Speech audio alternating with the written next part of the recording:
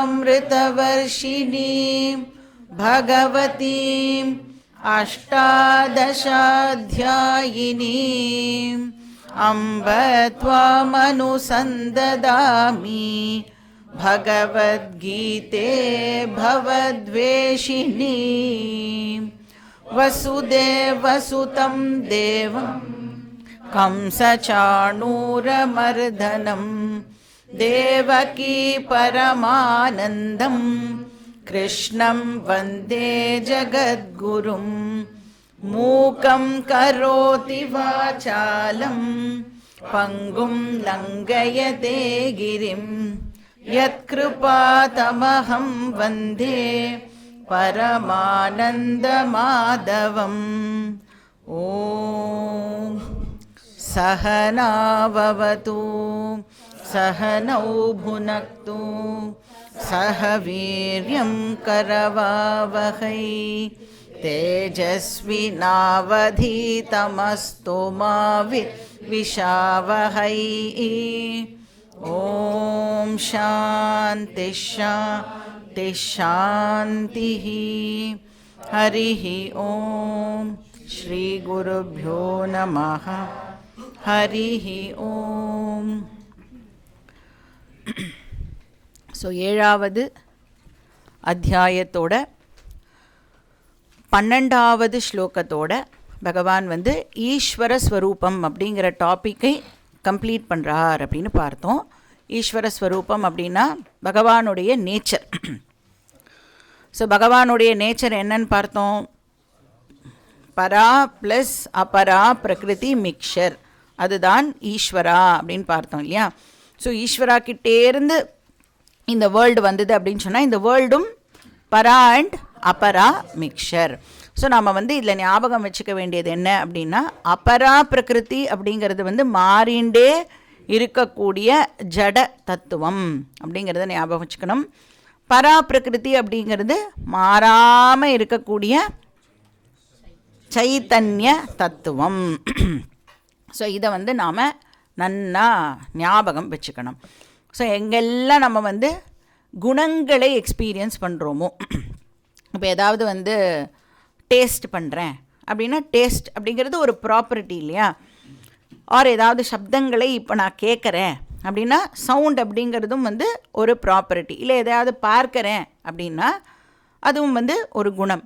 அப்போ அது எல்லாம் என்னது அப்படின்னா பகவானுடைய அபரா பிரகிருதி அப்படின்னு பார்க்கறதுக்கு நாம் வந்து நம்மளோட மைண்டை வந்து ட்ரெயின் பண்ணணும். எந்த விஷயம் மாறிண்டே இருக்கிற குணம் இருக்கக்கூடிய விஷயத்தை நாம் எக்ஸ்பீரியன்ஸ் பண்ணினாலும் அது எல்லாம் ஈஸ்வராவோட அபரா பிரகிருதி அப்படிங்கிறது நம்மளோட மனசில் வந்து ஞாபகம் கூடவே இருக்கும். அப்படின்னா ஃபார்ம்லெஸ் சேஞ்ச்லெஸ் கான்ஷியஸ்னஸ் பிரின்சிபல், சைத்தன்ய ஸ்வரூபமும் அதிலே இருக்கும். அது வந்து பரா பிரகிருதி. அந்த பரா பிரகிருத்தியை நம்மளால் பார்க்க முடியாது, அதை வந்து கேட்க முடியாது. ஏன்னா அது வந்து எந்த குணங்களும் அதுக்கு இல்லை. ஸோ இப்படி சொல்லிவிட்டு இப்போ பகவான் வந்து நெக்ஸ்ட் டாபிக் உள்ளே போனார் அப்படின்னு பார்த்தோம். என்ன டாப்பிக்கு? எல்லாமே ஈஸ்வராவோட விஷயமாக இருக்கும் பொழுது, ஏன்னா என்டையர் கிரியேஷன் இப்போ ஈஸ்வரா கிட்டேருந்து தான் வந்திருக்கு அப்படின்னா எல்லாமே அவருடைய பரா ஆர் அபரா இந்த மிக்சர் தான், பரா அண்ட் அபரா மிக்சர் தான் இல்லையா. அப்படி இருக்கும் பொழுது ஏன் இந்த மனுஷன் வந்து கஷ்டப்படுறான், இதுதான் நம்ம வந்து லாஸ்ட் கிளாஸில் பார்க்க ஆரம்பித்தோம். அதாவது அந்த சம்சாரா ப்ராப்ளம் ஏன், சம்சாரா ப்ராப்ளம் அப்படின்னா என்ன அர்த்தம்னு முதல்ல நமக்கு புரியணும். சம்சாரா அப்படின்னு சொன்னால் நமக்கு வந்து ஒரு இன்கம்ப்ளீட்னஸ் இருக்குல்ல, நம்மளுடைய மனசில் ஒரு நிறைவு அப்படிங்கிறதே வந்து இருக்க மாட்டேங்கிறது. ஏதோ ஒன்றை வந்து நம்மளோட வாழ்க்கையில் மிஸ் பண்ணிகிட்டே இருக்கிற மாதிரி இருக்குது. Something lacking.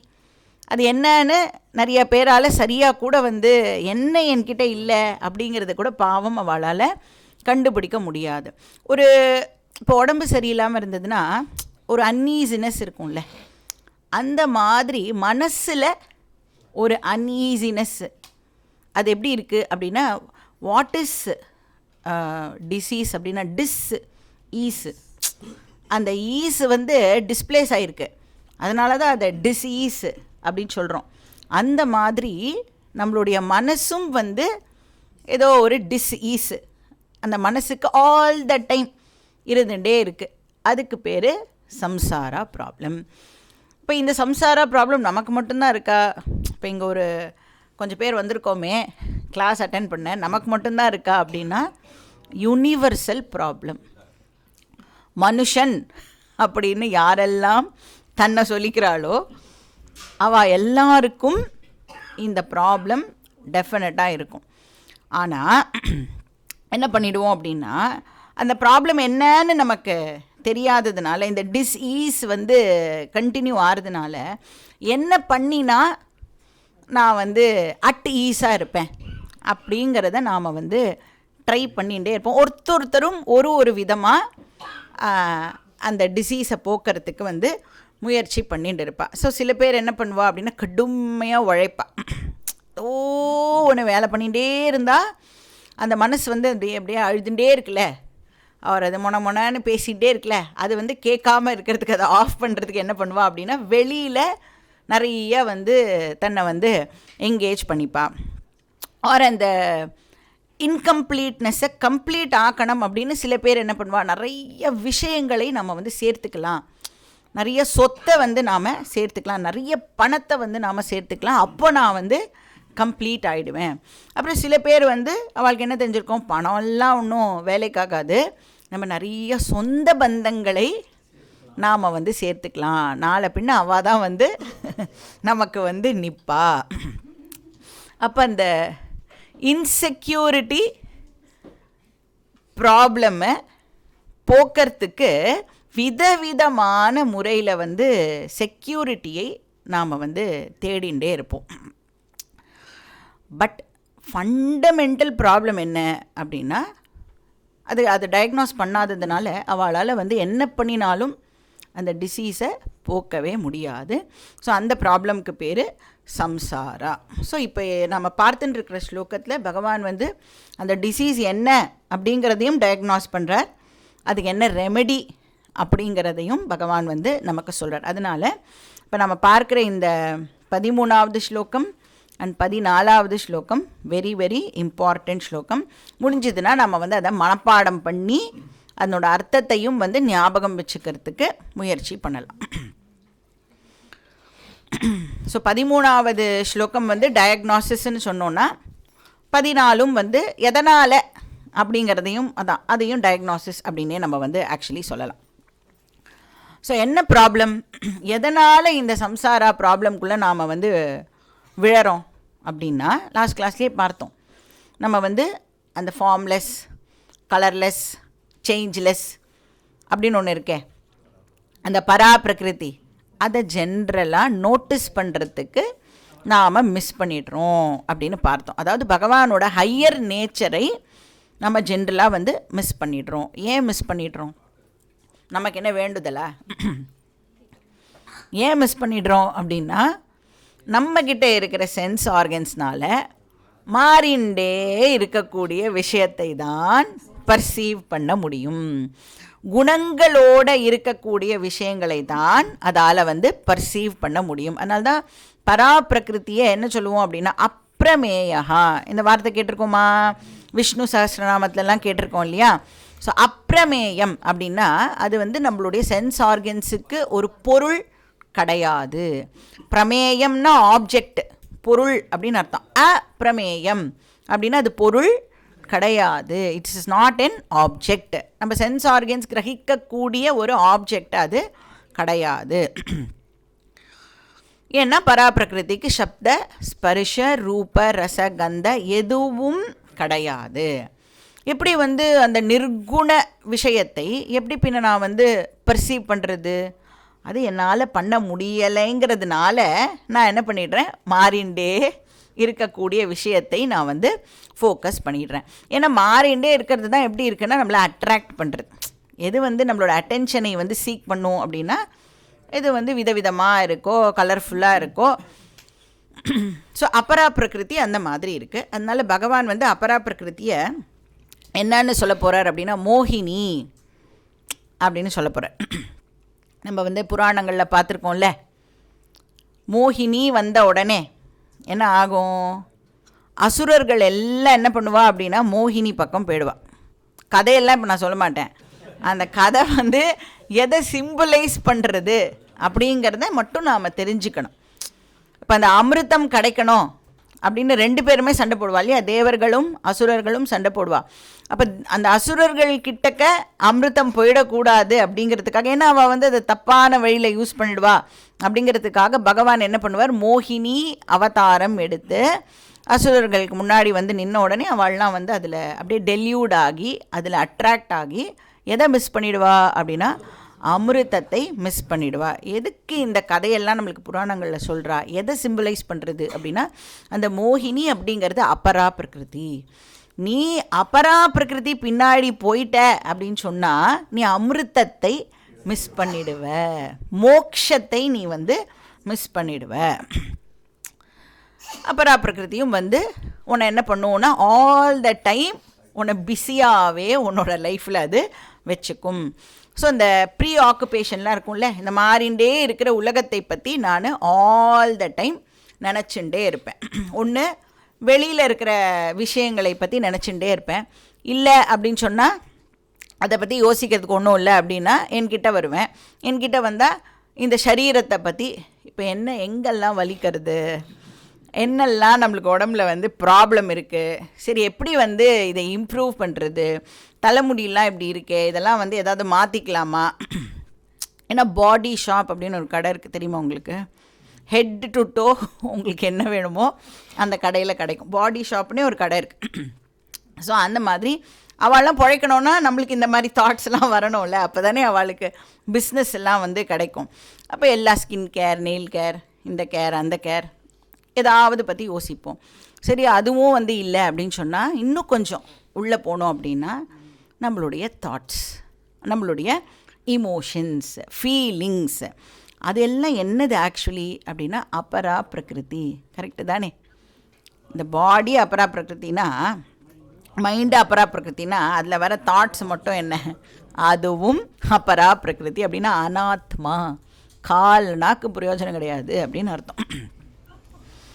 அந்த வேர்ல்டு, பாடி, மைண்ட், இது மூணும் நம்மளை ஆல் த டைம் பிஸியாகவே வச்சுட்டுருக்கும்.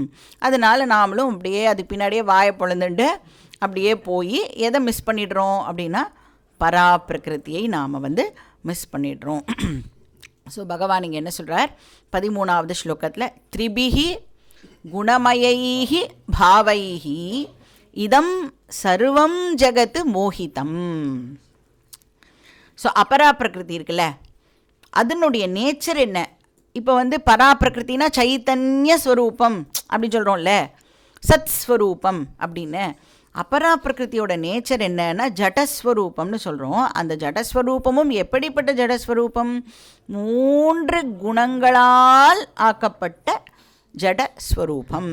த்ரிபிஹி குணமயைஹி, த்ரிபிஹினா 3, குணமயைஹின்னு அந்த 3 குணங்களால் ஆக்கப்பட்டது தான் வந்து இந்த அபரா பிரகிருதி.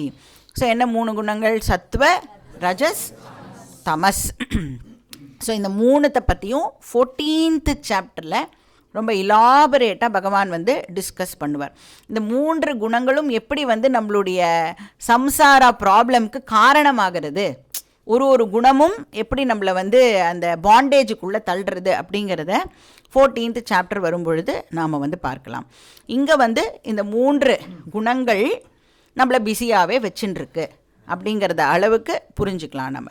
ஸோ பாவைஹி, பாவஹா அப்படின்னா ஜென்ரல் அர்த்தம் வந்து ஆப்ஜெக்ட்னு அர்த்தம், பதார்த்தம் அப்படின்னு அர்த்தம். பட் என்னவோ நாம் இதுக்குள்ளே சேர்த்துக்கணும் அப்படின்னா நமக்குள்ளே ஏற்படுற அந்த emotions, feelings, not only outside objects but also நமக்குள்ளே ஏற்படுற அந்த இமோஷன்ஸ்லாம் கூட ஆப்ஜெக்டிஃபை பண்ண முடியறதில்ல நம்மளால். இப்போ என்ன மாதிரியான இமோஷன் எனக்கு வருது அப்படின்னு சொன்னால் என்ன பண்ணுறேன், நான் வந்து அதை ஆப்ஜெக்டிஃபை பண்ணுறேன் அப்படின்னு அர்த்தம். நான் சப்ஜெக்டாக இருந்துட்டு அது என்ன மாதிரியான எண்ணம் அப்படின்னு என்னால் தெரிஞ்சிக்க முடியறதில்ல. எதையெல்லாம் என்னால் தெரிஞ்சிக்க முடியறதோ அது எல்லாம் ஆப்ஜெக்ட் அப்படின்னு புரிஞ்சுக்கணும். அந்த தெரிஞ்சுக்கிற ஆள் சப்ஜெக்டு. இந்த சப்ஜெக்ட் ஆப்ஜெக்ட்ங்கிற வார்த்தை நாம் வேதாந்தா கிளாஸ் முழுக்க கேட்போம். 18வது அத்தியாயம் முடித்த உடனே எனக்கு எல்லாமே புரிஞ்சுது. ஆனால் நீங்கள் இந்த சப்ஜெக்டு ஆப்ஜெக்ட்டுன்னு சொன்னீங்களே அது மட்டும்தான் புரியலன்னு யாராவது வந்து சொன்னேன்னா அவ்வளோதான். ஸோ பாவைஹி அப்படின்னா நமக்கு உள்ளுக்குள்ளே ஏற்படுற அந்த இமோஷன்ஸ், ஃபீலிங்ஸ், அந்த தாட்ஸ் அதெல்லாமும் கூட அந்த பாவாவுக்கு கீழே போட்டுடணும். அதனால தான் பகவான் இங்கே என்ன சொல்கிறார், இதம் சர்வம் ஜகத்து அப்படின்னு சொல்கிறார். இதம்னா இது, இங்கே சர்வம் ஜகத்து என்டையர் கிரியேஷன். ஏன் அப்படி நம்ம இருக்கோம் அப்படின்னா, யாரெல்லாம் கட்டோபனிஷத் கேட்டேலோ அவளுக்கு இதுக்கு பதில் தெரியும். ஏன் சென்ஸ் ஆர்கன்ஸ் வந்து வெளியில் இருக்கிற விஷயங்களே பார்க்கறது? பராஞ்சிகாணி வியத்ருணத் ஸ்வயம்பூஹு தஸ்மாத் பராங் பஷ்யதி ந அந்தராத்மன் கஷ்சித் தீரஹா பிரத்யகாத்மானம் ஐக்ஷத் ஆவிருத சக்ஷுஹு அமிர்தத்வம் இச்சன். கட்டோபனிஷத்தில் நாம் வந்து பார்த்துருக்கோம். ஏன்னா நம்மளோட சென்ஸ் ஆர்கன்ஸ் அப்படி தான் பகவானாலேயே படைக்கப்பட்டிருக்கு. வெளிமுகமாக தான் அது இருக்கும்.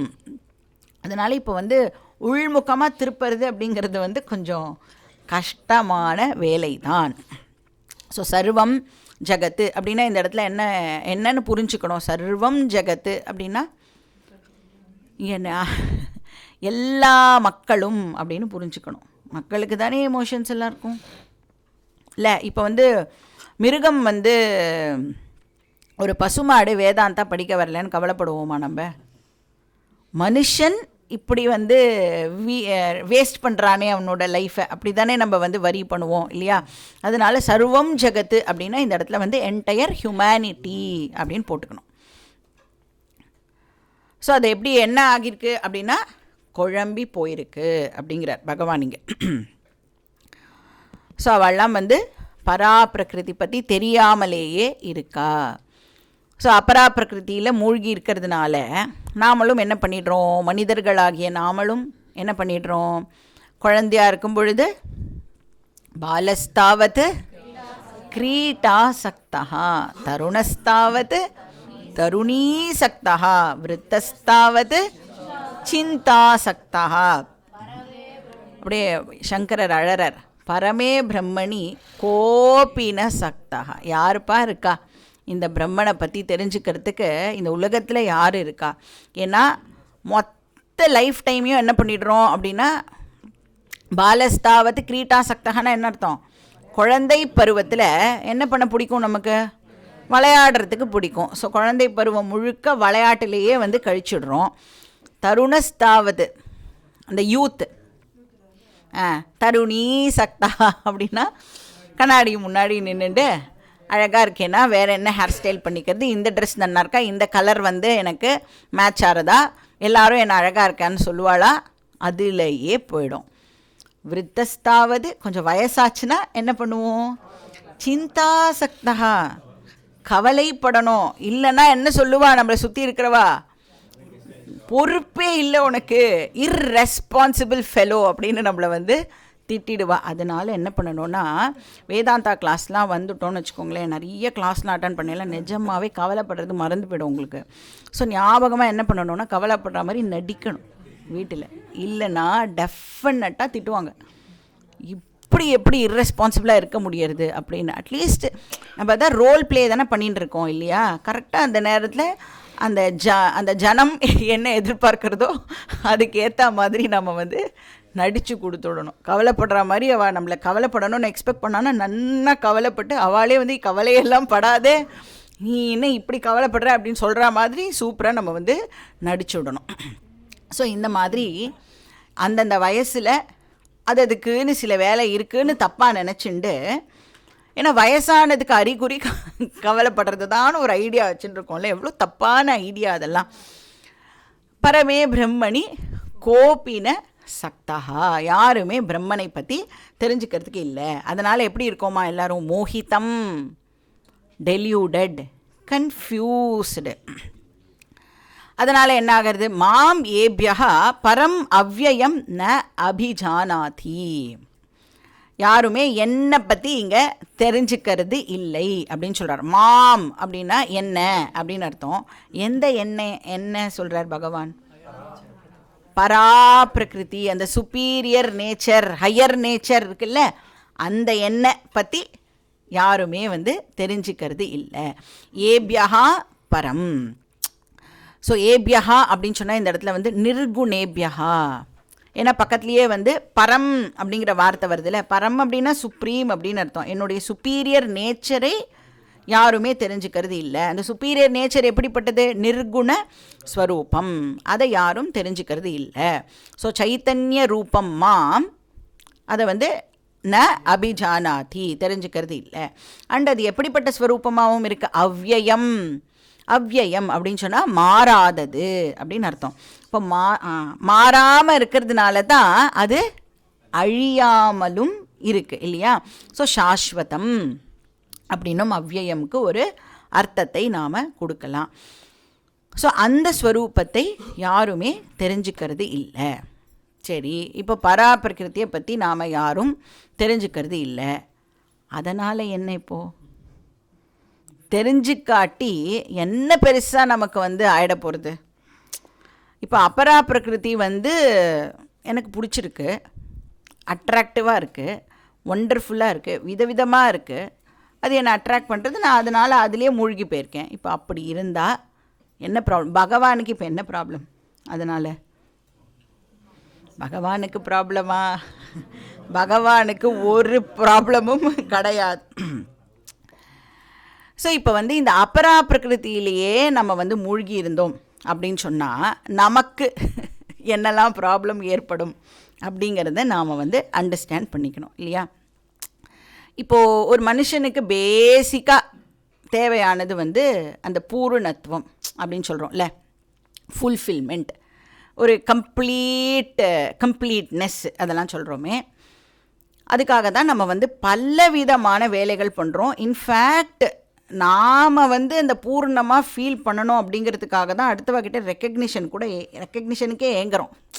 ஏன்னா அவள் என்னை ரெக்கக்னைஸ் பண்ணிட்டா அப்பா எனக்கு பூர்ணமாயிடும். அப்போ எல்லாத்துக்கும் எது அந்த அடித்தளம் அப்படின்னு பார்த்தா இந்த பூரணத்துவம் அது வேணும். அப்படிங்கிறதுக்காக தான் நான் ஒர்க்கே பண்ணுறேன். இப்போது அபரா பிரகிருத்தியால் பூரணத்துவத்தை கொடுக்க முடியுமா? முடியவே முடியாது. ஏன்னா அது ஃபைனைட் டைம் அண்ட் ஸ்பேஸுக்குள்ளே அது இருக்குது.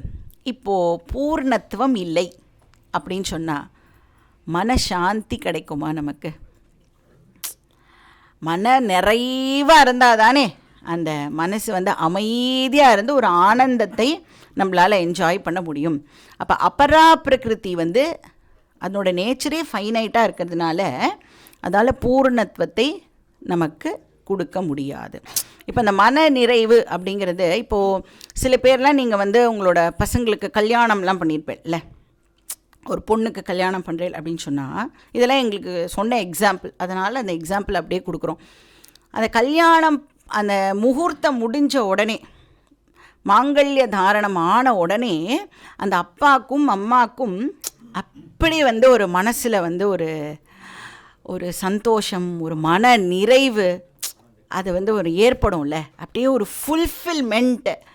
நம்ம என்னமோ வாழ்க்கையில் ரொம்ப ஒரு பெரிய விஷயத்தை நம்ம அச்சீவ் பண்ணிட்டோம், நம்ம கடமையை நாம் செவ்வனே செய்து முடித்து விட்டோம் அப்படின்னு ஒரு இது வருதுல்ல. அது ஆல் த டைம் இருக்குமா நமக்கு? என்ன ஆகும்? அந்த கல்யாண சமயத்தில் அது முடிஞ்ச உடனே ஒரு மன நிறைவு வரும். இம்மீடியட்டாக என்ன ஆகும்? ஒரு மாதத்துலேயே அந்த பொண்ணு கண்ணை கசக்கின்னு வரும். என்ன இந்த மாதிரி சொல்லிட்டா, அந்த மாதிரி சொல்லிட்டா, இப்படி பண்ணுறா, அப்படி பண்ணுறா, இல்லைன்னா ஏதோ ஒன்று எனக்கு ட்ரான்ஸ்ஃபர் ஆகிடுது, நான் என்ன பண்ணுறதுன்னு தெரியல, ஏதோ ஒரு பிரச்சனை வந்த உடனே அந்த மன நிறைவு இப்போ எங்கே போச்சு? அப்போது நம்ம இப்போ சப்போஸ் இந்த ஆக்ஷன்லாம் பண்ணுறது மூலமாக எனக்கு மன நிறைவு கிடைக்கிறதுன்னு சொன்னால் கூட அந்த மன நிறைவு டெம்ப்ரரி அப்படிங்கிறதை நாம் புரிஞ்சுக்கணும். அப்போது அபரா பிரகிருத்தினால் பூர்ணத்துவத்தை கொடுக்க முடியாது. அப்புறம் அபரா பிரகிருதி கான்ஸ்டண்ட்டாக சேஞ்ச் ஆகிண்டே இருக்கும். ஏன்னா அது டைமுக்குள்ளே இருக்கிறதுனால கான்ஸ்டண்ட்டாக அது மாறிண்டே இருக்கும். அது சாஸ்வதம் கிடையாது. அதனால் அபரா பிரகிருதியை நம்மளுடைய மன திருப்திக்காகவோ பூர்ணத்துவத்துக்காகவோ நம்ம பிடிச்சிட்டோம் அப்படின்னு சொன்னால் என்ன ஆகும்? யார் ஏமாந்து போகிறா? நான் தான் ஏமாந்து போவேன். ஸோ அபரா பிரகிருதி கிட்ட இல்லாத ஒரு விஷயத்தை போய் அபரா பிரகிருதி கிட்ட நீ எனக்கு தா அப்படின்னு கேட்குறோம். இப்போ கடன் கொடுத்துட்டோ பணத்தை திருப்பி தான் கேட்போம். அவங்ககிட்ட பணம் இருந்தால் தானே திருப்பி தருவான். இல்லாதவங்கிட்ட போய் இருந்தால் கொண்டாந்து கொடுத்துட போகிறான். இல்லாதவங்கிட்ட போய் நீ எனக்கு கொடுன்னு கேட்டால் எப்படி அவனால் கொடுக்கவே முடியாதோ அது மாதிரி இந்த அபரா பிரகிருதி கிட்ட பூர்ணத்துவம் கிடையாது. ஆனால் நம்ம போய் என்ன பண்ணின்னு இருக்கோம் நமக்கே தெரியாமல் அப்படின்னா அந்த விஷயங்கள்லாம் ஈடுபட்டு எனக்கு பூர்ணத்துவம் கிடைக்கும் அப்படின்னு ஒரு ராங் எக்ஸ்பெக்டேஷனை நாம் ஏற்படுத்தி வச்சுட்டுருக்கோம். ஸோ ராங் எக்ஸ்பெக்டேஷன் இருந்தது அப்படின்னா டெஃபினட்டாக ஏமாற்றம் கான்ஸ்டண்ட்டாக வாழ்க்கை சாவர வரைக்கும் அந்த ஏமாற்றம் நமக்கு இருக்கும்.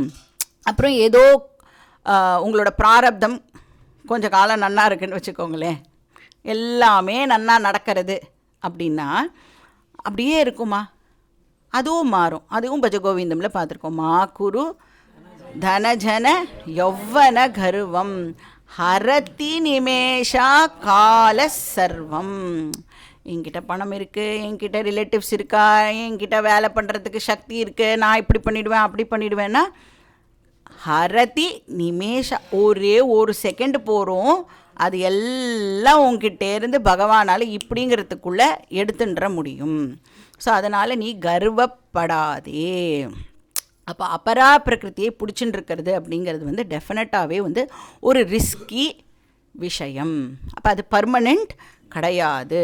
ஸோ நம்ம இந்த எக்ஸாம்பிளும் பார்த்துருக்கோம். இப்போ அந்த கங்கையில் குளிக்கணும் அப்படின்னு சொன்னால் ரிஷிகேஷில் போய் கங்கையிலலாம் குளிப்போம்ல. இன்ஃபேக்ட் ஹரித்வாரில் போய் நீங்கள் கங்கையில் குளிச்செல்லாம் இன்னும் ரொம்ப ஃபோர்ஸ்ஃபுல்லாக இருப்பா.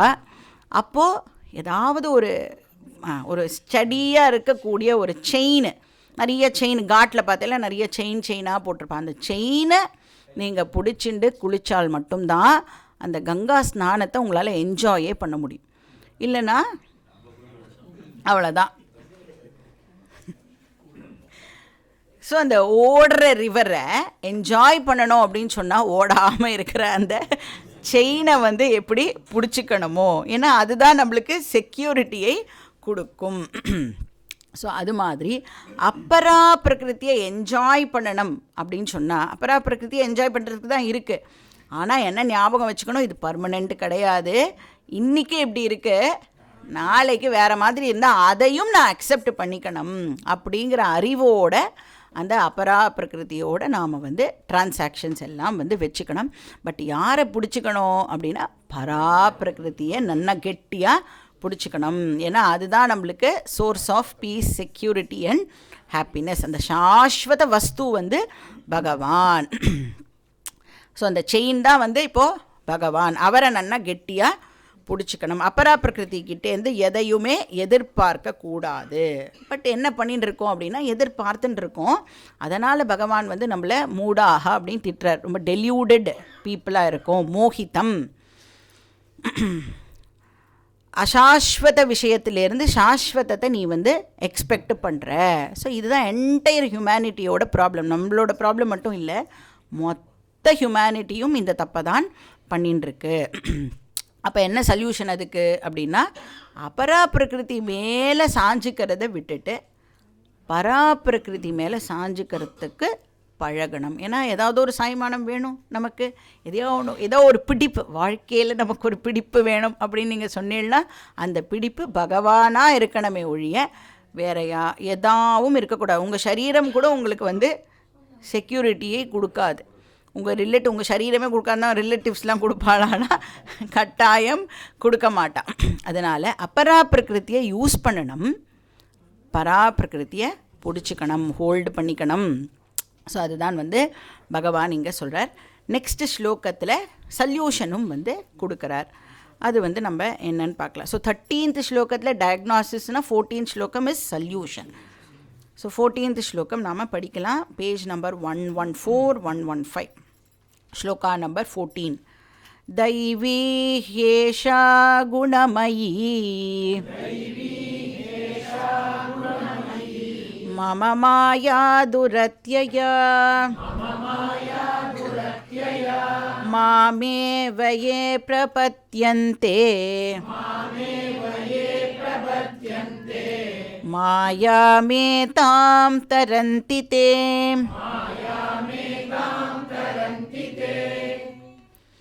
ஸோ இங்கே என்ன சொல்கிறார், இந்த சம்சாரா அப்படிங்கிற ப்ராப்ளம் எதனால் ஏற்பட்டிருக்கு அப்படின்னு பார்த்தோம். அபரா பிரகிருதியை நாம் ஃபோக்கஸ் பண்ணுறதுனால அந்த சகுண சவிகார சவிகல்ப அபரா பிரகிருதியே மேலேயே நம்மளுடைய அட்டென்ஷன் இருக்கிறதுனால இந்த சம்சாரா ப்ராப்ளம் நமக்கு ஏற்பட்டிருக்கு. அந்த அபரா பிரகிருதியுடைய இன்னொரு பேர் என்னது? மாயா. ஸோ அதை தான் இந்த ஸ்லோகத்தில் பகவான் சொல்கிறார். தைவி ஹேஷா குணமயி மம மாயா அப்படின்ற வார்த்தை யூஸ் பண்ணுறாரு இல்லையா. மாயா இஸ் நத்திங் பட் அபரா பிரகிருதி. சிம்பிள். அப்போ மாயா எப்படி இருக்கும்? 3 குணங்களோடு அது இருக்கும், மாறிண்டே இருக்கும், சாஸ்வதமாக அது இருக்காது. அப்புறம் நிறைய பார்ட்ஸ் எல்லாம் அதுக்கு இருக்கும், சவிகல்ப நிறைய டிவிஷன்ஸ் இருக்கும்.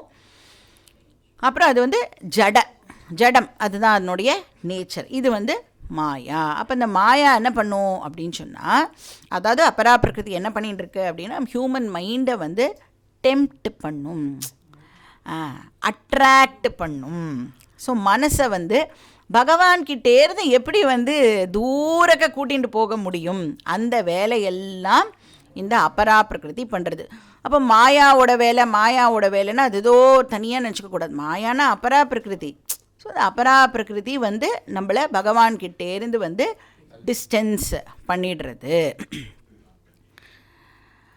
ஸோ மாயாவை தான் பகவான் மோகினி அப்படின்னும் சொல்கிறார். ஸோ அது நம்மளை டெல்யூடு பண்ணிடுறது. அதனால் அது எப்படி இருக்குது? துரத்தியா. ஸோ துரத்தியா அப்படின்னு சொன்னால் டெல்யூடிங் பிரின்சிபிள் அப்படின்னு அர்த்தம். நம்மளை நம்மளுடைய சொந்த புத்தியை யூஸ் பண்ணவே அலோவ் பண்ணாது. புத்தி எப்போ யூஸ் பண்ண முடியாத ஸ்டேட்டுக்கு போகும் அப்படின்னா, புத்தி எப்போ கன்ஃபியூஸ் ஆகிறதோ, புத்தியோட டிசீஸ் மோகஹா அப்படின்னு நம்ம பார்த்துருக்கோம் இல்லையா. அந்த மோகஹாவை எது க்ரியேட் பண்ணுறதுன்னா இந்த மாயா க்ரியேட் பண்ணுறது. புத்தியில் மோகம் அப்படிங்கிற டிசீஸ் வந்துடுது அப்படின்னா புத்தியோட வேலை என்ன? எது சரி எது தவறு அப்படின்னு பிரித்து பார்க்கறதில்ல. அதை கரெக்டாக அப்படியே தப்பாக பண்ணும். எது சரியோ அதை தப்புன்னு சொல்லும், எது தப்போ அதை சரின்னு சொல்லும். நீங்கள் சாதாரணமாக ஒரு உங்களோட டே டு டே எக்ஸ்பீரியன்ஸ்லேயே நீங்கள் இதை கவனித்து பார்த்தேன்னா புரிஞ்சுக்க முடியும். ஏதோ கன்ஃபியூஸ்டு ஸ்டேட்டில் இருக்கேன்னு வச்சுக்கோங்களேன். அப்போ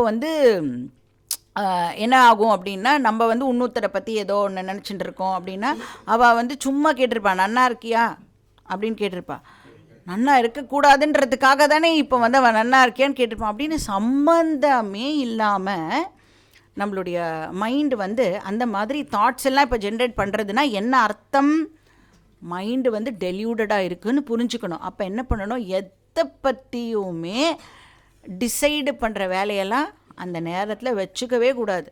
மனசு நன்னா அழுது முடிக்கிற வரைக்கும் வெயிட் பண்ணிவிட்டு அதுக்கப்புறமா தான் ஏதாவது டெசிஷன்லாம் எடுக்கணும்னா எடுக்கணும். ஏன்னா அந்த நேரத்தில் கண்டிப்பாக நாம் தப்பான முடிவை தான் எடுப்போம். ஸோ அண்ட் இந்த மாயா குணமயி அப்படின்னு சொல்கிறார். ஏன்னா போன ஸ்லோகத்திலே சொல்லிட்டார் இல்லையா, த்ரிபிஹி குணமயி பாவைஹி. ஸோ அதே தான் இங்கேயும் சொல்கிறார். ஸோ இந்த மாயா குணமயி அப்படின்னா அந்த 3 குணங்கள் அதுக்கு இருக்குது.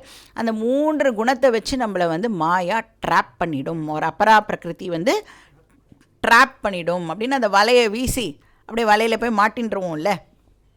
ஸோ எப்படி அந்த குணம் நம்மளை ட்ராப் பண்ணுறது அப்படிங்கிற டீட்டெயில்ஸ் எல்லாம் தெரிஞ்சுக்கணும் அப்படின்னா என்ன பண்ணணும்? நம்ம 14th சாப்டர் வரைக்கும் வெயிட் பண்ணணும். இப்போவே சொல்லிட்டேன்னா 14th சாப்டர் வரமாட்டேன்ல, அதனால் 14th சாப்டர் அந்த விஷயத்தெல்லாம் தெரிஞ்சுக்கோங்க. ஸோ குணமயி.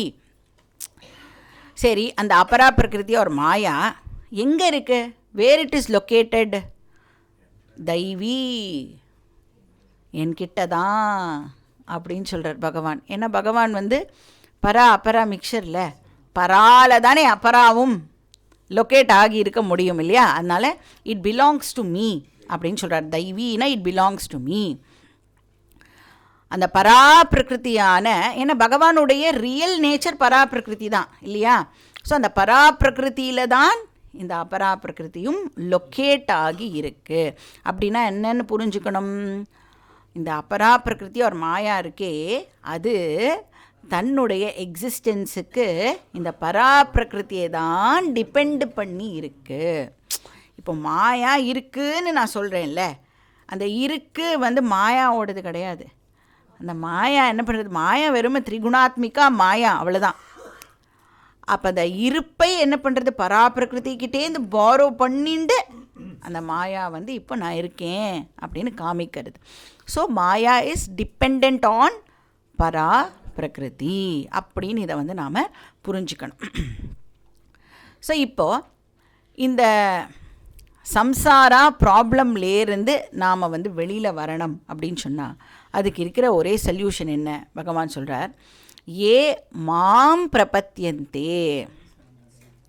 ஏன்னா அந்த யாரெல்லாம் வந்து சம்சாரா ப்ராப்ளம்லேருந்து வெளியில் வரணும்னு நினைக்கிறாளோ, ஒரு சிலர் அப்படின்னு போட்டுக்கலாம். அவள் என்ன பண்ணணும்? மாம் பிரபத்தியந்தே அப்படின்னா என்னை வந்து அவள் சரணாகதி பண்ணணும், சரண்டர் பண்ணணும் என்கிட்ட.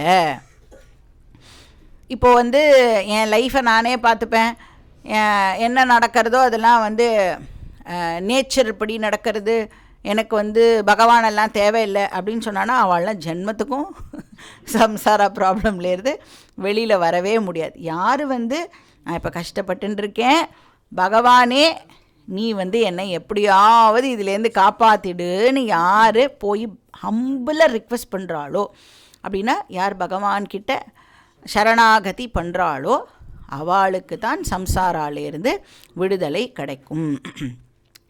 சரி, நம்ம போய் பகவான்கிட்ட கேட்குறோம், நான் வந்து இப்போ சம்சாரா ப்ராப்ளமில் இருக்கேன், பகவானே ப்ளீஸ் காப்பாற்றிடு. அப்போ இந்த சரணாகதி பண்ணிட்டேன்னா மோட்சம் கிடச்சிடுமா?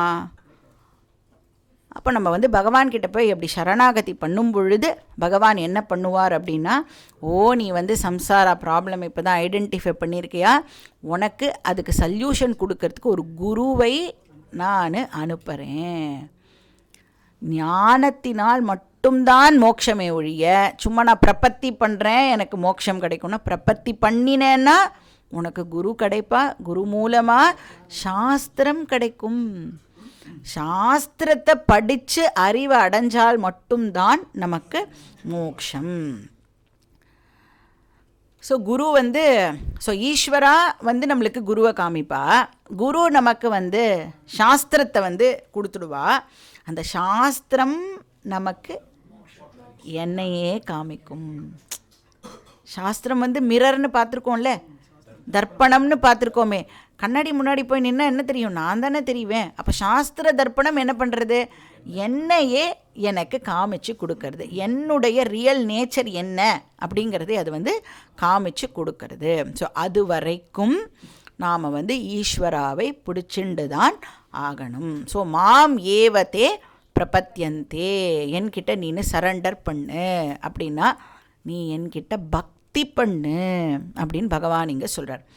தே ஏதாம் மாயாம் தரந்தி, யார் வந்து பக்தி பண்ணுறாளோ அவாதான் இந்த மாயையை கடக்கிறார்கள். தரந்தி அப்படின்னு சொன்னால் கடக்கிறது, ஸ்விம் பண்ணுறதுன்னு அர்த்தம். ஸோ ஜென்ரலாக சொல்லுவோம்ல, இந்த சம்சார சாகரத்தை நாம் கடக்கணும். ஸோ அது சிம்பாலிக்காக இங்கே வந்து தரந்தி அப்படிங்கிற வார்த்தையை யூஸ் பண்ணி கிருஷ்ணர் சொல்கிறார். ஸோ பக்தர்களால் மட்டுமே மாயாவை வின் பண்ண முடியும். அப்போ என்ன சொல்யூஷன் கொடுக்குறார் பகவான் இங்கே சம்சாரா ப்ராப்ளம்க்கு? பக்தி, அதுதான் வந்து சொல்யூஷன். ஸோ அதை கிருஷ்ணர் வந்து பிரபத்தியந்தேங்கிற வார்த்தை யூஸ் பண்ணியிருக்காரு இல்லையா, பிரபத்தி அப்படின்னு சொல்கிறார். ஒரு சரணாகதி அப்படின்னு எடுத்துக்கலாம். ஸோ பக்தி, பிரபத்தி, சரணாகதி இந்த வார்த்தைகள் எல்லாம் வந்து சினானிமஸ். பட் எப்படி புரிஞ்சுக்கணும் அப்படின்னா, சாஸ்திரம் கிடச்சி அது மூலமாக நமக்கு மோட்சம் கிடைக்கும் அப்படின்னு இதை வந்து நாம் அண்டர்ஸ்டாண்ட் பண்ணிக்கணும். ஸோ இங்கே வந்து பக்தி அப்படிங்கிற போது இனிஷியல் லெவல் ஆஃப் பக்தி எப்படி இருக்கும் அப்படின்னா, பகவானே நான் வந்து ஒரு ஏஜெண்ட் மாதிரி தான் ட்ரீட் பண்ணுவேன். எனக்கு இது வேணும், தயவு செஞ்சு கொடுத்துரு, அப்படி தான் நான் பகவானை வந்து ஒரு ஏஜெண்ட் மாதிரி யூஸ் பண்ணுவேன். மீன்ஸாக நான் வந்து யூஸ் பண்ணுவேன்.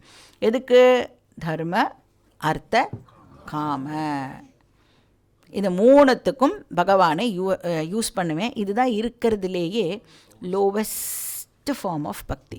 அப்படி தான் ஆரம்பிக்கிறோம், ஏன்னா நமக்கு தெரியாது, அதனால் அது இட் இஸ் அக்செப்டட். மந்த பக்தி அப்படின்னு சாஸ்திரம் சொல்கிறது. அப்போது காடை வந்து மீன்ஸாக யூஸ் பண்ணுவேன். எது எண்டு? வேர்ல்டுலி திங்ஸ், உலக விஷயங்கள் எனக்கு வேணும் அப்படிங்கிறதுக்காக பகவானை நான் பயன்படுத்துவேன், யூஸ் பண்ணுவேன். அதுக்கப்புறம் அந்த பக்தி கிராஜுவலாக வளர வளர கொஞ்சம் மெச்சோர் ஆச்சு அப்படின்னா அந்த மந்த பக்தி மத்தியம பக்தியாக ஆச்சு அப்படின்னு சொன்னால், இப்போ எனக்கு என்ன வேணும்னு கேட்பேன் நான் வந்து அந்த காலகட்டத்தில் என்ன வந்து புரிஞ்சுட்டு இருப்பேன் அப்படின்னா, எவ்வளோ சேர்த்துண்டாலும் நிறைக்கவே மாட்டேங்கிறது, எவ்வளோ வேலை பண்ணினாலும் திருப்தி அப்படிங்கிறதே ஏற்பட மாட்டேங்கிறது. அப்போ அத்தனை விஷயத்துலேயும் இந்த தோஷங்கள் இருக்க. தோஷத்ரயம் என்ன? தோஷத்ரயம் துக்க மிஸ்ரிதத்துவம், அதிருப்திகரத்துவம், பந்தகத்துவம். இதெல்லாம் வந்து எதை அடையிறேனோ அதில் இன்ட்ரின்சிக்காக இந்த தோஷங்கள்லாம் இருக்குது அப்படிங்கிறது நம்ம புரிஞ்சுண்டு, அப்போ எவ்வளோ அடைஞ்சாலும் இப்படி தான் இருக்க போகிறது. அதனால் பகவானையே நான் இப்போது அடையணும் அப்படிங்கிற ஆசை, அந்த மெச்சூரிட்டி நம்மளோட மைண்டுக்கு வரும். அப்போ வேர்ல்டு டிபெண்டன்ஸ்லேருந்து காட் டிபெண்டன்ஸுக்கு போகிறோம். இதுக்கு முன்னாடி வரைக்கும் நான் எவ்வளோ சேர்த்து வச்சுக்கிறேனோ அதெல்லாம் தான் எனக்கு வந்து பாதுகாப்பு தரப்போகிறது, அதெல்லாம் தான் என்னோடய ஃப்யூச்சரை காப்பாற்ற போகிறது அப்படின்னு நினச்சிட்டு இருந்தேன் நான். அது எல்லாம் எவ்வளோ இருந்தாலும், ஏன்னா பார்ப்போம்ல நிறைய பேரை, அவளாம் எவ்வளோ சொத்து வச்சுருந்தா அனாதையாக போயிட்டாளே, அதெல்லாம் பார்ப்போம். அதெல்லாம் பார்த்து நம்ம வந்து அந்த மெச்சூரிட்டி வர வர நம்ம வந்து சரி பகவானையே நம்ம அடையிறது தான் இனிமேல் நம்மளோட கோலாக வச்சுக்கணும்னு அந்த கோல் ஷிஃப்ட் வந்து அந்த இடத்துல நடக்கும். So world dependence to God dependence பக்திக்கு பேர் மத்தியம பக்தி. அதுவே மத்தியம பக்தி. அப்புறம் ஃபைனல் லெவல் அது என்னது? உத்தம பக்தி. பகவான் அப்படிங்கிறவர் வந்து மீன்ஸும் கிடையாது, எண்டும் கிடையாது, கோலும் கிடையாது. ஏன்? நான் ஞான யோகம் மூலமாக என்ன தெரிஞ்சுட்டுருப்பேன்? அந்த பகவானுடைய பராப்பிரகிருதியும் என்னுடைய பராப்பிரகிருதியும் ஒன்று தான் அப்படிங்கிறத நான் வந்து அண்டர்ஸ்டாண்ட் பண்ணிட்டு இருப்பேன். அப்போ காடும் நானும் வேறு வேறு இல்லை அப்படிங்கிறத நான் வந்து புரிஞ்சுட்டு இருப்பேன். ஈஸ்வர சர்வபூதானாம் ஹிருத்தேஷே அர்ஜுன திஷ்டதி அப்படின்னு நான் வந்து அதை அண்டர்ஸ்டாண்ட் பண்ணிட்டு இருப்பேன். ஸோ இதுதான் வந்து 3 லெவல்ஸ் ஆஃப் பக்தி. ஸோ இந்த 3 லெவலையும் ஒருத்தரும் வந்து கோ த்ரூ பண்ணி ஆகணும். எப்போ வந்து அந்த பர்சன் உத்தம பக்திக்கு வரானோ அப்போ அந்த பர்சனுக்கு சம்சாராலேருந்து விடுதலை கிடைக்கிறது, மோட்சம் கிடைக்கிறது. ஸோ எல்லாரும் ஆனால் எதில் ஆரம்பிக்கணும்னா மந்த பக்தியில் ஆரம்பித்து மத்தியம பக்திக்கு கிராஜுவேட் ஆகி அது எங்கே முடிவடையணும், எங்கே கல்மினேட் ஆகணும்னா உத்தம பக்தி. அங்கே தான் அந்த மோட்சம் வந்து நம்மளுக்கு ஏற்படுறது. நெக்ஸ்ட் ஸ்லோகம் படிக்கலாம். ஸ்லோகா நம்பர் 15. நமாம் துஷ்கிருதினோ மூடாஹ பிரபத்யந்தே நராதமாஹ மாயயா பஹ்ருதஜ்ஞானாஹ ஆசுரம் பாவமாஸ்ரிதாஹ. ஸோ இங்கே வந்து பகவான் ஒரு செட் ஆஃப் பீப்புளை பற்றி நமக்கு இந்த ஸ்லோகத்தில் சொல்கிறார். அந்த பக்தி அப்படிங்கிற அந்த சாதனம் இருக்குல்ல, அதை வந்து நிறைய பேரால் யூஸே பண்ண முடியறது இல்லை. பக்தி பண்ணுறதுக்கே நிறையா பேரால் முடியறதில்லை அப்படின்னு சொல்கிறார். ஏன் நிறையா பேரால் பக்தி பண்ண முடியலை அப்படின்னா, இந்த பக்தி பண்ணுறதுக்கே நமக்கு புண்ணியம் தேவைப்படுறது அப்படின்னு சாஸ்திரம் சொல்கிறது. ஸோ அந்த சஃபிஷியன்ட் புண்ணியம் அவகிட்ட இல்லாததுனால அவளால் பகவான் மேலே பக்தி பண்ண முடியறது இல்லை. ஸோ பூர்வ ஜென்ம புண்ணியம் இருக்குல்ல, அது வந்து அவளுக்கு பத்த மாட்டேங்கிறது. ஸோ அதனால் அவள்லாம் வந்து நராதமாகாவா இருக்கா, நர அதமஹாவா அவள் எல்லாரும் இருக்கா. இப்போது வந்து மனுஷனாக பிறக்கிறதுக்கே புண்ணியம் வேணும் அப்படின்னு நமக்கு தெரியும் இல்லை. மனுஷனாக பிறந்துட்டோம், சரி நம்மளாம் வந்து எங்கேயாவது சிரியாலேயோ ஆப்கானிஸ்தான்லேயோ பிறந்திருக்கோமானா இல்லை, பாரத தேசத்தில் பிறந்திருக்கோம். எப்பேற்பட்ட அந்த கலாச்சாரம் மிக்க ஒரு புண்ணிய பூமியில் பிறந்திருக்கோம். அப்போனா எவ்வளோ புண்ணியம் வந்து நாம் பண்ணியிருக்கணும். இப்போ இதே வந்து வேறு ஏதோ ஒரு கண்ட்ரியில் இருக்கோன்னு வச்சுக்கோங்களேன், இந்த மாதிரி வார்த்தைகள்லாம் லேசில் நம்ம காதில் விழுமா அப்படின்னா, இங்கே வந்து இந்த மாதிரி இவ்வளோ ஃப்ரீயாக இது அவைலபிளாக இருக்கும்போதே நிறையா பேருக்கு இது காதிலேயே விழலையே. அப்போ அவள்லாம் எப்படிப்பட்ட மக்களாக இருப்பா? புண்ணியம் அவளுக்கு போரலை, சிம்பிள். அப்போ பிறக்கிறதுக்கு, மனுஷனாக பிறக்கிறதுக்கு புண்ணியம் தேவைப்படுறது, இந்த மாதிரி கல்ச்சரில் பிறக்கிறதுக்கு புண்ணியம் தேவைப்படுறது. அப்புறம் இதை பற்றிலாம் கேட்கணும் அப்படின்னு சொன்னால் கண்டிப்பாக நமக்கு நிறையா புண்ணியம் தேவைப்படுறது. ஸோ மனுஷ்யத்துவம் முமுக்ஷுத்வம் மகாபுருஷ சம்ஸ்ரயா. மனுஷனாக பிறக்கணும். மனுஷனாக பிறந்தா போர்மா அப்படின்னா மோட்சம் அடையணுங்கிற ஆசை வேணுமே, அது இருக்கணும். சரி, நீ ஆசைப்பட்டுட்ட அப்படின்னா நடந்துருமானா உனக்கு அதுக்கு சொல்லித்தரத்துக்கு ஒரு குரு வேணுமே. மகாபுருஷ சம்ஸ்ரயா, இந்த மூணும் வந்து துர்லபம், ரொம்ப ரொம்ப ரேர். துர்லபம் திரயமே வைத்தது தேவானுகிரக ஹேத்துக்கம். தெய்வ அனுகிரகம் இருந்தால் தான் இந்த மூணுமே ஒரு மனுஷனுக்கு வந்து கிடைக்கும் அப்படின்னு விவேக சூடாமணியில் சங்கரர் வந்து சொல்கிறார். அப்போது தெய்வ அனுகிரகம்னா என்ன அர்த்தம்? புண்ணியம். நம்மளோட புண்ணியம் வந்து இங்கே ஒர்க் ஆகணும். ஸோ இங்கே கிருஷ்ணர் என்ன சொல்கிறாருன்னா, நிறைய பேருக்கு பாவம் அந்த புண்ணியம் இல்லாததுனால அவள்லாம் இதுக்கு வரவே முடியறதில்லை. துஷ்கிருத்தினஹா, ஆர் அவளால் பக்தியே பண்ண முடியறது இல்லை. ஸோ துஷ்கிருத்தினஹானா என்ன அர்த்தம்? பாப்பினஹா அப்படின்னு அர்த்தம். பாப்பவந்தஹா, பாப்பம் செய்தவர்கள். அதனால் என்ன ஆகிறது? மாயையா அப்பகிருத்த ஞானாகா. ஸோ மாயா என்ன பண்ணிடுறதா அப்படின்னா, அந்த அவளுக்கு இருக்கிற கொஞ்சம் நஞ்ச அறிவையும் வந்து திருடிண்டு போய்டுறது. அப்பகிருத்த அப்படின்னா திருடிண்டு போகிறது அப்படின்னு அர்த்தம். Deluded by maya. ஸோ அவளை ஆல் த டைம் அர்த்த காமத்திலேயே அது வந்து பிஸியாக வச்சுட்டுருக்கு. இப்போது நம்ம வந்து நான் போன ஸ்லோகத்துக்கு சொன்ன மாதிரி பணமெல்லாம் வந்து ஒன்றும் கூடவே இருக்க போகிறதில்ல. அதெல்லாம் எத்தனையோ பேர்கிட்ட நம்ம பார்க்குறோம். சரி, அப்புறம் நம்மளே சாஸ்வதமாக இருக்க போகிறோமா அப்படின்னா, நேற்றுக்கு இருந்தவா திடீர்னு பார்த்தா ஷாக்கிங்காக இருக்கும் நம்மளுக்கு. ஃபோன் என்னதே இல்லையா அப்படின்னு கேட்போம். அப்புறம் என்ன பண்ணிவிடுவோம்? எனக்கு அதெல்லாம் நடக்காது, என்னோட பணத்துக்கு எந்த பிரச்சனையும் வராது, என்னோட ஃபேமிலிக்கு எந்த பிரச்சனையும் வராது. இதெல்லாம் என்னது அப்படின்னா டெல்யூஷன். இதெல்லாம் எதனால் நடக்கிறது அப்படின்னா புண்ணியம் இல்லாததுனால தான் இந்த மாதிரி தாட்டெல்லாம் வருது நமக்கு. அப்போது கரெக்டாக சிந்திக்கணும் அப்படின்னா கூட அதுக்கு கூட வந்து ஓரளவுக்கு புண்ணியம் வந்து நமக்கு தேவைப்படுறது. ஸோ இப்படி வந்து எனக்கு எதுவும் ஆகாது, அவளுக்கெல்லாம் அது மாதிரி ஆச்சுன்னா நமக்கு ஒன்றும் ஆகாது. யாருக்கு எப்போ வேணும்னாலும் என்ன வேணும்னாலும் நடக்கலாம். இதுதான் உண்மை, இதுதான் சாஸ்வதம். என்ன வேணாலும் அபராபிரக்திக்கு நடக்கலாம்ங்கிறது தான் வந்து சாஸ்வதம். அதை வந்து எப்பயும் ஞாபகம் வச்சுக்கணும். அப்போ தான் ஷாக்லாம் ஆகாமல் இருக்க முடியும். ஓரளவுக்கு அதை நம்மளால் அப்போ தான் வந்து அக்செப்ட் பண்ணிக்க முடியும். இதுதான் தெரிஞ்ச விஷயம் தானே அப்படின்னு மனசை வந்து நீங்கள் ப்ரிப்பேர் பண்ணிட்டேல் அப்படின்னு சொன்னால் அந்த மாதிரி ஒரு பியூட்டிஃபுல் இன்ஸ்ட்ருமெண்ட் ஒன்று கிடையவே கிடையாது. எல்லாத்தையும் அது என்ன எதிர்பார்க்கும் அப்படின்னா, முன்கூட்டியே ப்ளீஸ் எனக்கு சொல்லிவிட்டேன். வேறு யாரோ ஒருத்தர் வந்து அதை வந்து ஷாக்கிங் நியூஸாக எனக்கு சொல்கிறதுக்கு பதிலாக நீயே எனக்கு எல்லா இன்ஃபர்மேஷனையும் ஃபீட் பண்ணி வச்சுட்டேன்னா அந்த சிச்சுவேஷனுக்கு ஏற்ற மாதிரி வேஷத்தை நான் போட்டுக்கிறேன் அப்படின்னு மனசு சொல்லும். ஆனால் நம்மளுக்கு மறதி இல்லை. அதையும் வந்து மனசுக்கு அப்பப்போ ஃபீட் பண்ணிகிட்டே இருக்கணும் இந்த நாலேஜை எல்லாம். ஸோ என்ன பண்ணுறது, மாயையா அப்பகிருத்த ஞானாக. ஸோ ஞானம் அப்படின்னு சொன்னால் இந்த இடத்துல வந்து அந்த டிஸ்கிரிமினேட்டிவ் பவர் அப்படின்னு எடுத்துக்கலாம். அந்த பிரித்து பார்க்குற அந்த சக்தி கொஞ்சம் தான் இருக்கும் அவளுக்கு, அதையுமே மாயா வந்து திருடிண்டு போயிடும்.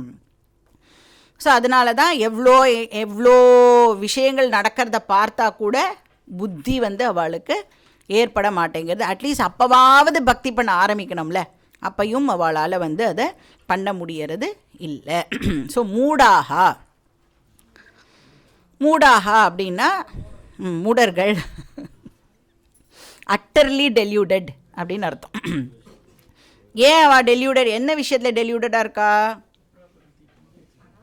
இம்பர்மனண்ட்டை போய் பர்மனண்ட் அப்படின்னு தப்பாக நினச்சிண்டு கன்ஃபியூஸ் ஆகி இருக்கா. அனித்யம் நித்தியத்வேன பாவயதி, அது நித்தியம்னு வா தப்பாக கன்சிடர் பண்ணிட்டு இருக்கா. ஸோ அதனால் அவளை மூடாகா அப்படின்னு இங்கே கிருஷ்ணர் சொல்கிறார். ஸோ துஷ்கிருத்தினாக மூடாக, அவளால் வந்து பக்தி பண்ண முடியாது. ஆக்சுவலி வந்து இந்த மாதிரி தான் நம்ம எல்லாரும் பிறக்கிறோம் அப்படிங்கிறது பகவானுக்கு தெரியுமா தெரியாதா? பிறக்கும் பொழுது இந்த கன்ஃபியூஷனோட, அதாவது அபரா பிரகிருதியில் போய் மூழ்கிற மாதிரி தான் எல்லாருமே வந்து இருப்போன்னு பகவானுக்கு தெரியும் இல்லையா? அதனால தான் பகவான் என்ன பண்ணியிருக்கார், சஹயஜ்ஞா பிரஜா சிருஷ்ட்வா புரோவாச்ச பிரஜாபதி, புரா உவாச்ச பிரஜாபதி. அப்போ என்ன பண்ணியிருக்கார் பகவான் அப்படின்னா, இந்த கிரியேஷன் போது வேதம் அப்படிங்கிற மேனுவலையும் நமக்கு வந்து பகவான் சேர்த்தே கொடுத்துருக்கார். எப்படி வந்து அந்த கேட்ஜெட்டை வந்து இப்படி தான் யூஸ் பண்ணணும், இப்படிலாம் யூஸ் பண்ணக்கூடாதுன்னு ஒரு மேனுவல் கொடுக்கப்படுறதோ, அந்த மாதிரி வேதம்ங்கிற மேனுவலும் வந்து கொடுக்கப்பட்டிருக்கு. மனசு அப்படின்னா இப்படி தான் நீ அதை யூஸ் பண்ணணும், புத்தினா இப்படி தான் யூஸ் பண்ணணும், சென்ஸ் ஆர்கன்ஸ்னால் இப்படி தான் யூஸ் பண்ணணும், உன்னோட ஃபிசிக்கல் பாடியை இப்படித்தான் நீ யூஸ் பண்ணணும், எல்லாமே வேதத்தில் சொல்லப்பட்டிருக்கு. ஆனால் மேனுவல் அப்படிங்கிறதே நமக்கு தூக்கி போட்டுருவோம். தெர்மோகாலோடு எப்படி அது வந்து போயிடுமோ அந்த மாதிரி ஒன்று இருக்குது அப்படிங்கிறதே கூட நமக்கு நிறைய பேருக்கு தெரியறது இல்லை. ஸோ அதனால் பகவான் வந்து வேதத்தையும் கொடுத்து அதை சொல்லி கொடுக்கறதுக்கு குருவையும் நமக்கு அமுச்சு வச்சு அதெல்லாம் பகவான் பண்ணுறார். ஆனால் சில பேர் எப்படி இருக்கா அப்படின்னா, அவித்யாயாம் அந்தரே வர்த்தமானாக ஸ்வயம் தீராக பண்டிதம் மன்யமானாக, முண்டக்கோ உபனிஷத்தில் நாம் வந்து படிச்சிருக்கோம். ஸோ அவளை எப்படிப்பட்டவா அப்படின்னா, ப்ரஹஸ்பதிகள் அப்படின்னு சொல்லுவோம்ல. எப்படின்னா, எனக்கே எல்லாம் தெரியும், நான் ஏன் இன்னொருத்தர் சொல்கிறத கேட்கணும்? அந்த பசங்கள்லாம் இருக்குல்ல, நான் ஏன் நீ சொல்கிறது கேட்கணும்? அம்மா சொல்கிறதையும் கேட்க முடியாது, அப்பா சொல்கிறதையும் கேட்க முடியாது. ஏன்னா I know every thing, I know எல்லாமே அவளுக்கு தெரியும் அப்படின்னு. அப்புறம் ஏதாவது ஒரு பிரச்சனை வரும்போது மட்டும், நீ வந்து முன்னாடியே என்கிட்ட சொல்லியிருக்க வேண்டியதானே, நீ என்ன அப்போயே என்ன 2 திட்டி அப்போயே சொல்லிட்டு இருந்தேன்னா நான் கேட்டிருக்க போகிறேன் அப்படின்னு அதுக்கும் நம்மளை தான் வந்து ப்ளேம் பண்ணுவாள்ல. அந்த மாதிரி தான் பகவான்கிட்ட நம்ம பண்ணுறோம். பகவான் ஆல்ரெடி எல்லாத்தையும் கொடுத்துருக்கார், நீ அதை யூஸ் பண்ணாமல் அப்புறம் போய் நல்லா மாட்டின்ட்டு பகவான்கிட்ட எனக்கு ஏன் இந்த மாதிரி கஷ்டத்தை கொடுக்குறேன், நீ முன்னாடியே எனக்கு சொல்லியிருந்தேன்னா ஆனால் பகவானால் என்ன பண்ண முடியும் இல்லையா? ஸோ அதனால் அவளை நர அதமாகா அப்படின்னு சொல்கிறார். அதாவது லோ லெவல் பீப்புள், அதம அப்படின்னா தெரியறதில்ல, ரொம்ப லோ லெவலாக இருக்கக்கூடியவா. அவளால் வந்து மோட்சத்தை எல்லாம் அடைய முடியுமான்னு கேட்டால் நோ சான்ஸ். அந்த ஹையஸ்ட் கோலை வந்து அவள் வந்து மிஸ் பண்ணிடுறா. இந்த மனுஷ ஜென்மம் கிடைச்சதே எதுக்கு அப்படின்னா, மோட்சம் அப்படிங்கிற கோலை அடையிறதுக்காக மட்டும்தான் மனுஷ ஜென்மம்ல. அந்த ப்ரிஷியஸ் ஜென்மாவை வந்து அவள் வந்து வேஸ்ட் பண்ணிடுறா. இப்போ இந்த சந்தனக்கட்டையை எடுத்து சமையலுக்கு யூஸ் பண்ணினோம் அப்படின்னா எவ்வளோ வேஸ்ட், அது நினச்சி கூட பார்க்க முடியல. அந்த மாதிரி இந்த மனுஷ சரீரத்தை எடுத்து நாம் வந்து சாஸ்திரம்லாம் படிக்காமல் மிஸ் பண்ணிட்டோம் அப்படின்னா ரொம்ப ரொம்ப வேஸ்ட். நம்ம மகதி வினஷ்டி அப்படின்னு வந்து கேனோபனிஷத்தில் வந்து படிச்சிருக்கோம். இதை வந்து மோட்சத்துக்கு யூஸ் பண்ணிட்டோன்னா ப்ராப்பராக யூஸ் பண்ணியிருக்கிறது தான் அர்த்தம். சப்போஸ் மோட்சம் அடையாமல் வேறு எதுக்கோ பயன்படுத்தினோம் அப்படின்னு சொன்னால் மகதி வினஷ்டி, இன்ஃபினிட் லாஸ் அப்படின்னு கேனோபனிஷத் வந்து சொல்கிறது. ஸோ நர அதமாக ஆசுரம் பாவம் ஆஸ்ரிதாக அப்படின்னா அவள் வந்து அந்த அர்த்த காமத்திலேயே அவள் வந்து உழன்று இருப்பா. அது மேலேயே அவள் வந்து ஆஸ்ரித்தம்னா அதையே டிபெண்டு பண்ணி அவள் இருப்பா. எவ்வளோ அவளுக்கு வந்து கிடைச்சாலும் திருப்தி ஏற்பட போகிறதில்ல. ந வித்தேன தர்ப்பணியோ மனுஷ்யா கட்டோபனிஷத்தில் பார்த்துருக்கோம். ஏன்னா நச்சிகேத சொல்கிறான், நீ எவ்வளோ வந்து இந்த மனுஷனுக்கு கொடுத்தாலும் அவன் திருப்தி அப்படிங்கிறது மட்டும் அவன் அடைய போகிறது இல்லை, அதனால் எனக்கு இதெல்லாம் எதுவும் வேண்டாம் அப்படின்னு சொன்னான் இல்லையா. ஸோ நம்மளுக்கு வந்து என்ன ஆகும் அப்படின்னா, இன்னும் மேலே இதுக்கு மேலே வேறு ஏதாவது நான் அடையக்கூடியது இருக்கா அப்படின்னு தான் நம்மளுடைய எண்ணம் வந்து போகும் இல்லையா. ஸோ டிசையர் வந்து இன்க்ரீஸ் ஆகின்றே இருக்குமே ஒழிய நம்ம வந்து அதை கரெக்டான இதில் எடுத்துக்க போகிறது இல்லை. ஸோ அவெல்லாம் வந்து அர்த்தக்காம பிரதான பீப்புளாக இருப்பாள். நேச்சுரலாக என்ன ஆகிடும் அப்படின்னா, அந்த ஆசைகள் ஜாஸ்தி ஆக ஆக நேராக அவள் வந்து அதர்மத்துக்கும் போகிறதுக்கான சான்சஸ் இருக்குது. ஸோ அந்த அவளே வந்து அவளை கன்வின்ஸ் பண்ணிட்டுருவா, நம்ம பண்ணுறது கரெக்டு தான், அதர்மமான வழியில் போகிறதையே எல்லாம் கரெக்டு தான், உலகமே அப்படி தான் இருக்குது, நான் மட்டும் எதுக்கு வந்து இப்படி இருக்கணும், அதெல்லாம் வந்து எப்படி வந்து கரெக்டு கிடையாதுல்ல. ஸோ அதர்மமான வழியில் போகிறதையும் தர்மம் தான் தனக்குத்தானே வந்து ஒரு சாக்கை சொல்லிண்டு அதை மனசை வந்து சமாதானப்படுத்திட்டு வாழற வாழ்க்கையெல்லாம் வந்து ஒரு வாழ்க்கை கிடையாது. ஸோ அதர்மத்தில் ஈடுபட்டோன்னா நேச்சுரலாக வந்து ஆசுரீக ஸ்வபாவம். அசுரர்கள் யார் வந்து அதர்மம் பண்ணுவான்? அசுரர்கள் தான் அதர்மம் பண்ணுவான். மனுஷன் வந்து அதர்மம் பண்ணலாமான்னா பண்ணக்கூடாது. காமயேஷ क्रोधयेश रजोगुण समुद्भवः महा अशनः महापाप्मा विद्धि ஏனம் இக வைரினம். ஸோ அதுதான் நம்மளுடைய எனிமி. என்னது? காம அண்ட் குரோத. மகா அசனகா, நீ எவ்வளோ அதுக்கு தீனி போட்டாலும் அது சாப்பிட்டுண்டே இருக்கும். மகா பாப்மா ஆல்ரெடி நம்ம 3rd சாப்டரில் வந்து பார்த்துருக்கோம். ஸோ இது வந்து இந்த துஷ்கிருத்தினஹா பற்றி சொல்கிறது. நெக்ஸ்ட் ஸ்லோகம் வந்து புண்ணியவான்கள் பற்றி நெக்ஸ்ட் ஸ்லோகத்தில் சொல்கிறார். அதை நம்ம குயிக்காக பார்த்துடலாம். ஸ்லோகா நம்பர் 16. சதுர்விதா பஜந்தே மாம் ஜனா சுக்ருதினோர்ஜுன ஆர்த்தோ ஜிக்ஞாசுரர்த்தார்த்தி ஞானீ ச பரதர்ஷப. இதே இன்னொரு குரூப் ஆஃப் பீப்புள் எப்படிப்பட்டவாளாக இருக்கா அப்படின்னா, அவளுக்கு புண்ணியம் அப்படிங்கிறது இருக்குது. ஸோ ஜனாஹா சுக்ருதினஹா அப்படிங்கிறார். ஹே அர்ஜுனா, ஜனாஹா சுக்ருதினஹா அப்படின்னா போன ஸ்லோகத்தில் துஷ்கிருத்தினஹா அப்படின்னு சொன்னார்ல, அதுக்கு ஆப்போசிட் வந்து சுக்ருத்தினஹா அப்படின்னா புண்ணியம் பண்ணியவர்கள். ஸோ துஷ்கிருதி அப்படின்னா அபக்தர்கள், சுக்ருதினஹா அப்படின்னா பக்தர்கள் அப்படின்னு போட்டுக்கணும். ஸோ இந்த பக்தர்களையே பகவான் சொல்கிறார், நான் வந்து 4 விதமாக 4 டைப்பாக நான் வந்து கிளாஸிஃபை பண்ணுறேன் அப்படின்னு சொல்கிறேன். சதுர்விதா அப்படின்னா 4 விதமாக நான் வந்து பிரிக்கிறேன். ஸோ என்னன்னு குயிக்காக சொல்லிடுறேன். ஆர்த்த பக்தர்கள் இது வந்து ஒரு குரூப்பு, அர்த்தார்த்தி பக்தர்கள் ஒரு குரூப்பு, ஜிக்ஞாசு பக்தர்கள் 3வது, 4வது வந்து ஞானி பக்தர்கள். இதோட டீட்டெயில்ஸை வந்து நம்ம நெக்ஸ்ட் கிளாஸில் பார்க்கலாம். ஓம் பூர்ணமத பூர்ணமிதம் பூர்ணாத் பூர்ணமுதச்யதே பூர்ணஸ்ய பூர்ணமாதாய பூர்ணமேவாவசிஷ்யதே. ஓம் சாந்தி ஷாந்தி ஷாந்தி. ஹரிஹி ஓம் ஸ்ரீ குருப்யோ நமः. ஹரிஹி ஓம்.